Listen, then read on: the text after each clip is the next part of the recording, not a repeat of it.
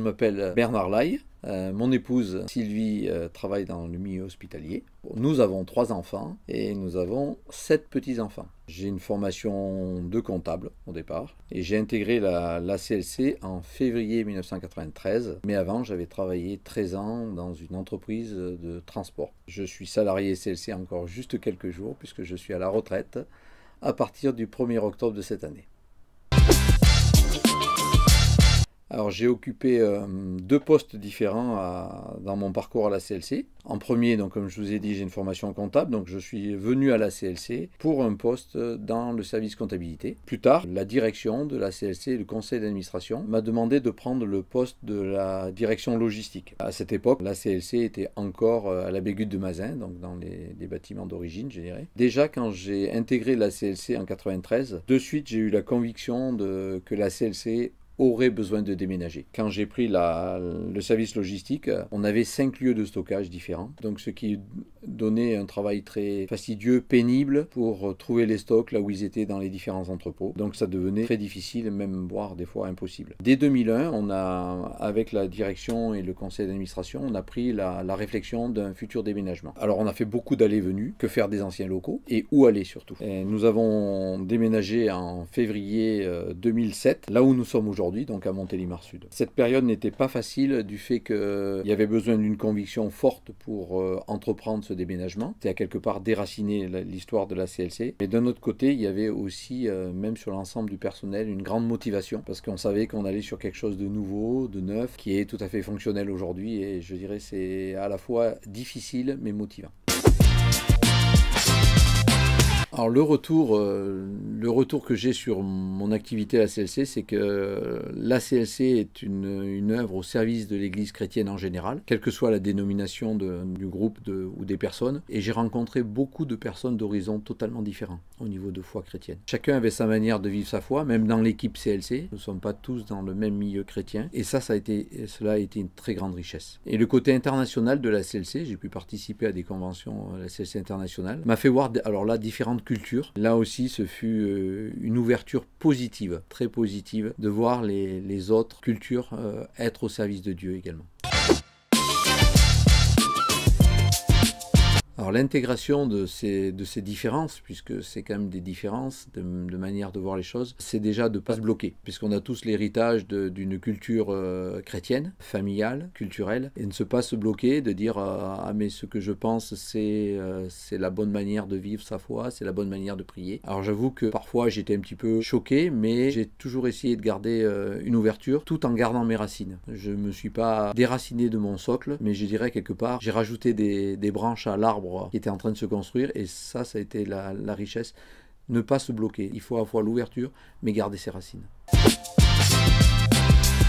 Alors, des souvenirs, il y en a, bien sûr, en 28 ans, presque 29, il y en a beaucoup. Mais je garderai un souvenir qui est à la fois douloureux, mais à la fois aussi où, avec du recul, je dis merci Dieu d'avoir permis ce moment. Je me suis beaucoup impliqué dans le projet du déménagement et j'avais travaillé 2 ans sur un projet de construction. La CLC devait construire un bâtiment et je me suis impliqué dans ce projet et le conseil d'administration, à un moment, a voulu faire le point et a eu la conviction, on a eu une rencontre du conseil d'administration, je me rappelle, c'était en plein mois d'août, il faisait une chaleur pas possible. Et on a eu la conviction de faire pause. Et j'avoue que c'était très douloureux, parce que j'avais travaillé 2 ans, il a fallu réfléchir autrement. On a pris le temps de la pause. Et le conseil d'administration m'a laissé ce temps de pause, et après j'ai repris le besoin du déménagement, et on a eu ce bâtiment. Je suis venu visiter ce bâtiment, et là j'ai eu la conviction que c'était le bâtiment qu'il fallait. Les 2 ans, eh ben, ils ont été mis à zéro, et on est reparti, et on a retravaillé sur être là où on est aujourd'hui. Alors c'est une anecdote, à la fois, je dis merci Seigneur, parce que tu as permis qu'on prenne ce temps de pause, parce que si nous étions restés sur le projet que nous avions, on n'aurait pas développé le service comme on l'a fait aujourd'hui.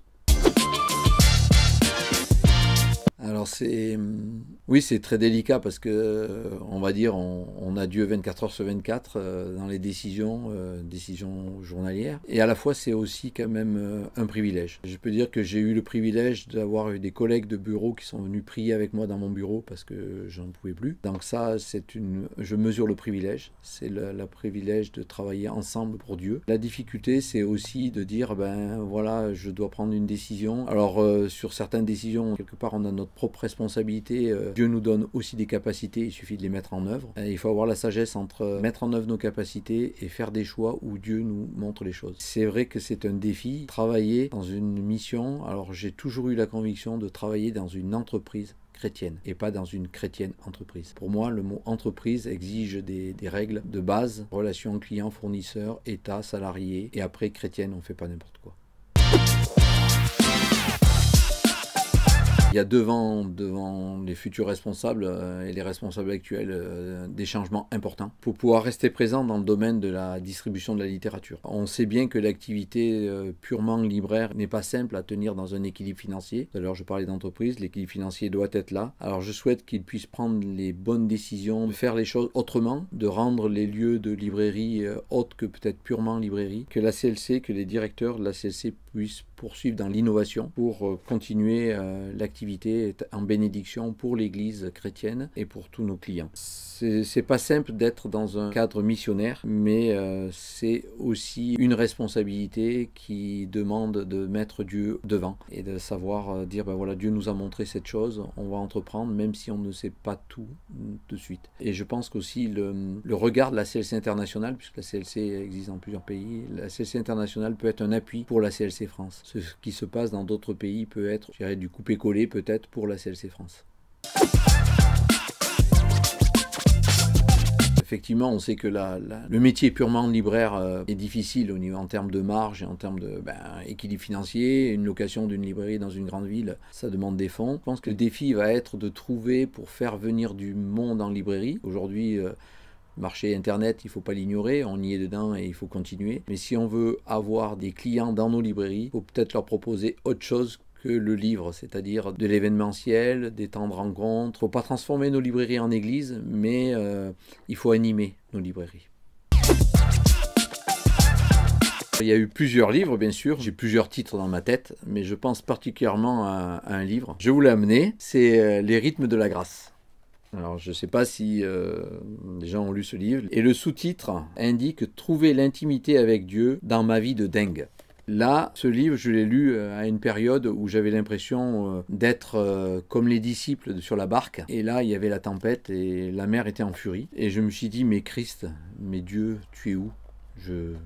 Je n'y voyais plus rien, quoi. J'étais dans une période très chargée. Le volume de travail ne me permettait pas de ressentir la présence de Dieu et la grâce de Dieu. D'accord, je travaillais pour Dieu, mais je ne vivais pas grand-chose. Et la lecture de ce livre m'a fait réaliser que Dieu m'aimait même si mon travail n'était pas à jour. Et ça, c'est important. J'ai pu redécouvrir la grâce de Dieu et comprendre que Dieu m'aimait même quand je ne faisais rien. Que je sois en pleine activité ou que je sois sans activité, Dieu m'aimait, la grâce de Dieu était la même. Et cela m'a fait un grand bien spirituel. J'ai pu comprendre, reprendre la main de Dieu et comprendre que finalement, le service, le travail, mais avant tout, la grâce de Dieu. Je lis pas beaucoup de livres. Le plus que je lis, c'est ma Bible, mais bon, voilà. Je lis d'autres livres, mais ce livre-là, je l'ai lu de A à Z, sans m'arrêter, et je dis, mais... Et je l'ai repris là un petit peu pour regarder, et j'ai vu que j'avais mis plein de petites annotations. Je dis, quand je mets ça, c'est que ça percute, quoi. Quand j'ai vu la question, j'ai dit, ah, j'ai pensé de suite à ce bouquin. Je suis allé le rechercher dans ma bibliothèque, j'ai repris le bouquin, j'ai regardé, j'ai dit, ah ben tiens, c'est ça. C'était le livre du bon moment. Alors le petit mot de la fin, il y a, oui, la fin de ce moment avec vous, mais la fin de mon parcours professionnel à la CLC. Quand on intègre la CLC, on n'est pas là pour une carrière professionnelle. Si on vient pour une carrière professionnelle, on s'est trompé d'adresse. Mais je pense que le professionnalisme doit être présent dans notre manière de faire les choses. On doit avoir la conviction de mettre les dons que Dieu nous a donnés, les capacités que Dieu nous a données à son service. Ça, c'est la clé aussi.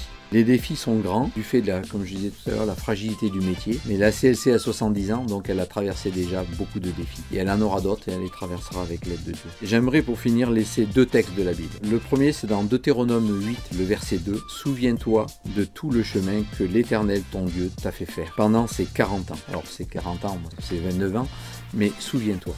Et le deuxième texte que j'ai gardé dans mon bureau pendant toutes ces années, c'était le texte de Lamentation de Jérémie au chapitre 3, le verset 22. La bonté de Dieu se renouvelle chaque matin. Que Dieu accorde à la direction de la CLC de faire les bons choix pour permettre de poursuivre la distribution de la littérature chrétienne. La bonté de l'Éternel se renouvellera aussi chaque matin.